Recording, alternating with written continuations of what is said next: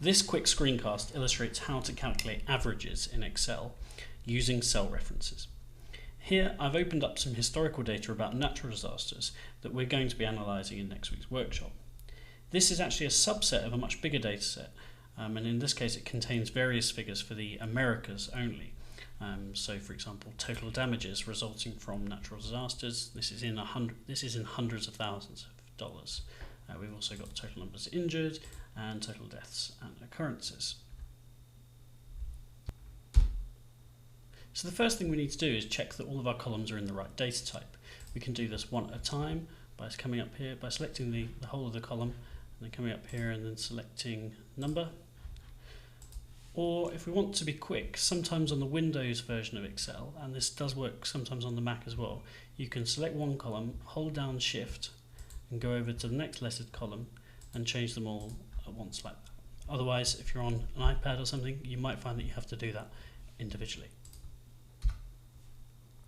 Let's get to the bottom of the sheet where we're going to calculate the averages. Now, a couple of ways to do that. We could just scroll down at the side or use the mouse wheel, or we could use that shortcut I was talking about in class, which would be to hold Control, and because we're not selecting in this case, we don't need to worry about Shift, and then holding the downward arrow. So that's Control or Command on a Mac and plus the directional arrow. That only actually takes us to the next blank space. So where we are at the moment, if I press it, it will only take us to C5, just before at C4, actually, like that. If we were to do that for year, though, we'll get what we want, which is to take us right the way down to the last entry in the list. So unlike in the Olympics data exercise, we're going to calculate the average for these columns manually. Since we don't need to worry about filtering out our data, we don't need to use the special subtotal formula or the version of that automatically applies when you turn the data into a table. As you'll probably remember from school, there are three measures of central tendency: mean, mode, and median.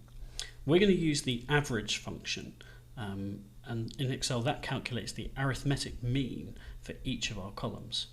Now, the arithmetic mean is calculated by adding a group of numbers together and then dividing by the count of those numbers, or however many of them there are.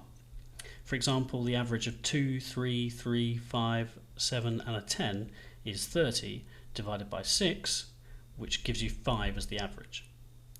In Excel terms, what we need to do is have a formula that takes as its arguments, i.e. the bits that are in between the brackets, takes either a list of numbers separated by commas, or a list of cell references that have numbers in, or more interestingly, a range of cells, and it's the latter that we're going to be doing, making most use of during this course.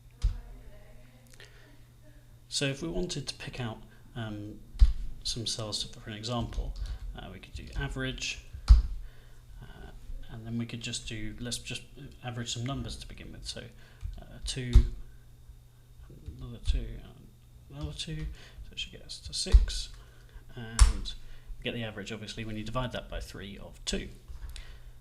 We can do the same thing with cell references. So if instead we type in there, let's say H89 is at the top of my screen, and then a comma for H91.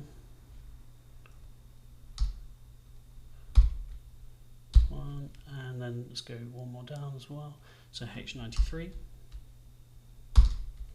and that's now when I press enter going to give me the average of those three cost figures. So there we are.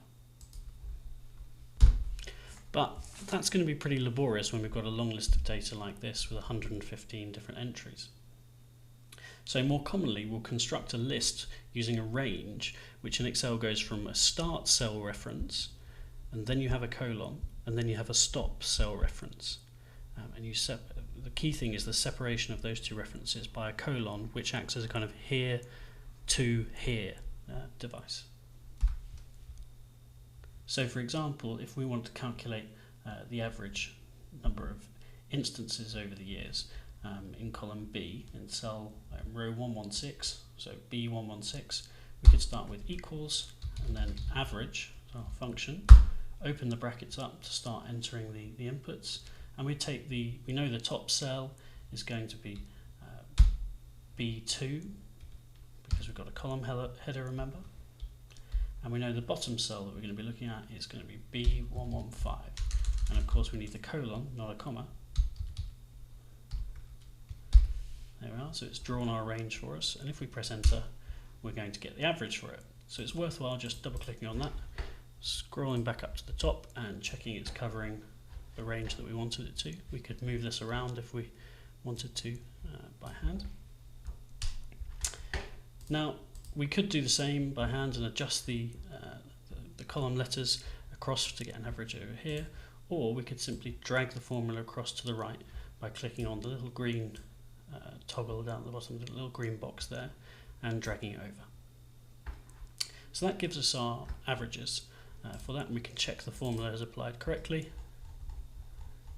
Yep, great. Now you'll notice that there are some missing values here, and because they're missing values, Excel is simply ignoring them when it calculates the average. However, if we had a 0 in place of there, let's say, so the average at the moment we have for the final column is 1054 as the start. If we added a 0 in, even though you could easily have that as representing kind of missing data, Excel has taken the 0 into account and has made an adjustment to our average. So it's really important that we check our data for zeros and kind of decide whether we want them to be part of the average or not. If they're there to represent missing data, we probably want to filter out that column.